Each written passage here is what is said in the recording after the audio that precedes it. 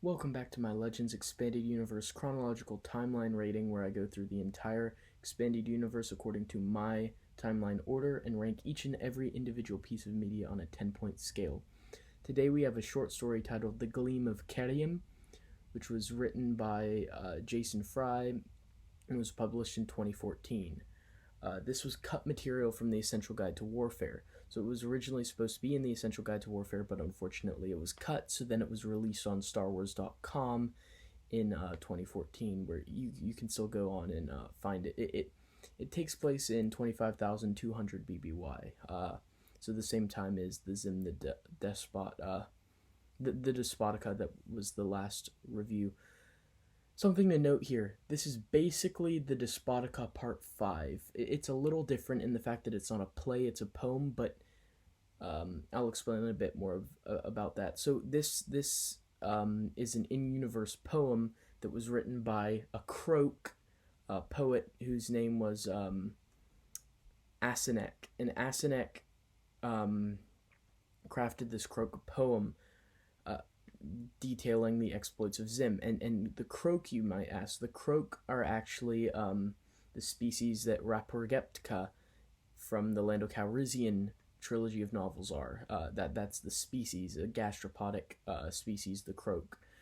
And so Asenek is a Croak poet, and Asenek's only other appearance is in the Skywalker's novella by Abel G. Pena. So I love the connectivity of the expanded universe. So Asenek wrote this poem that contributes to the literary collection that is the Despotica. So it's not just consisting of plays, but there's also a poem that adds to the wealth of volume that's there. Something interesting about the story is it mentions the racism the galaxy has towards Hutts. Everybody hates and can't stand the Hutts.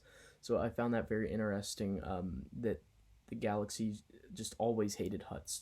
It just was always racist towards Hutts and despised them. And that's highlighted at the beginning of this story. And then another interesting thing is some people think Asenek didn't write it because Asenek wrote with a hopeless writing style in his poems. So some people think that maybe it was fabricated by like followers or fans,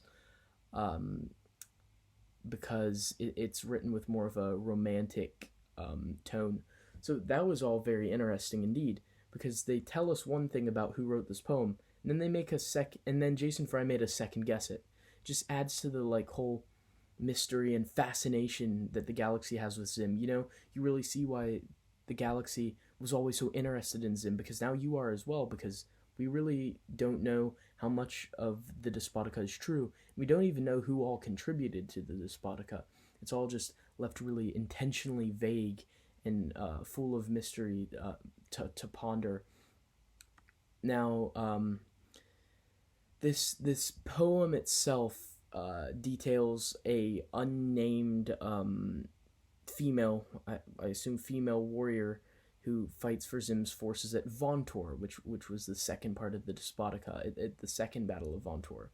And so she fights there, and she is in love with Zim, and she keeps repeating over and over again in the poem about how Zim's eyes are bright blue and how she can't stop thinking about his bright blue eyes, and that's a very key part to this story. She is in love with Zim, this female warrior who fights for his forces, and she kills for Zim.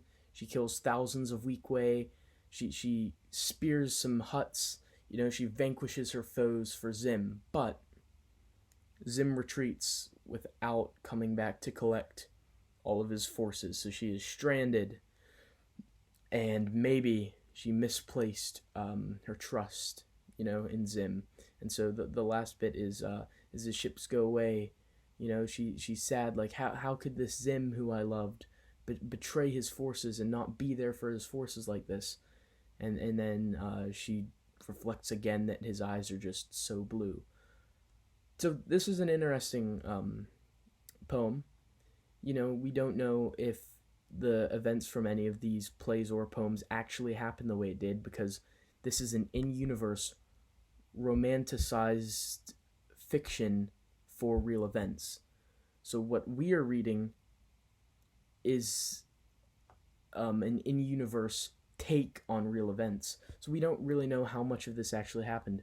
But, I like to think that there could be some naive soldier in Zim's forces who thinks of him as just this amazing person because they have just this misguided perception of who Zim is, the pirate prince himself.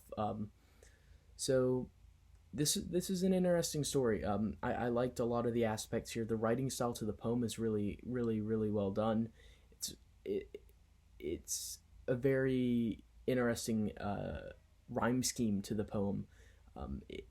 The words are all very descriptive yet vague at the same time, but it still paints a picture, even with like sort of jolty, barely connected words that go together. The word that they're not in full sentences, so it's like broken up the way the poem's constructed, which is really cool. I really, really appreciated the writing style of this one.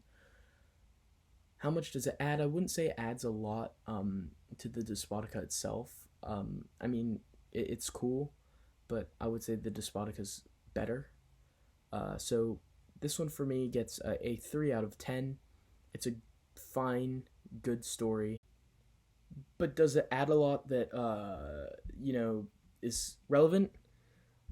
Not really, but I like plenty of the kind of irrelevant EU stories. But, this one's fine. It's good. I think the Despotica is definitely quite a bit better than the Gleam of Kiirium. But huge shout out here, because when I reread this story, I read the story while also listening to the audio version of it. Marcel Ryan, the Revanchist on YouTube, is reading audio recordings for many of the Expanded Universe short stories. So make sure to go over there and check him out. If your mind wanders while you're reading, click on the audio drama and follow along.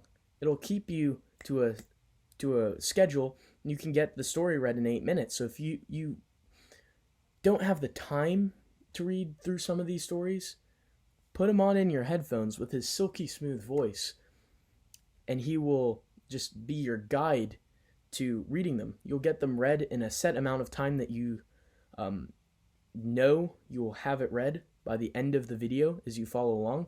It'll stop your mind from wandering, and it'll be a thoroughly enjoyable time. So head over there for sure. He has the Gleam of Kiirium audio book available right over there, where he just reads it flawlessly, not even a stutter. So make sure to check him out there, because that will be well worth your time. The link to the Gleam of Kiirium will be in the description itself, to the actual audio drama, not just the channel, but to the audio drama itself for this story. And I know I'll be shouting him out a lot, because there are a lot more stories I'm about to be reviewing that he has readings of. So definitely go follow him if you haven't already, because his stuff is way better than mine. So go over there. But what about you guys?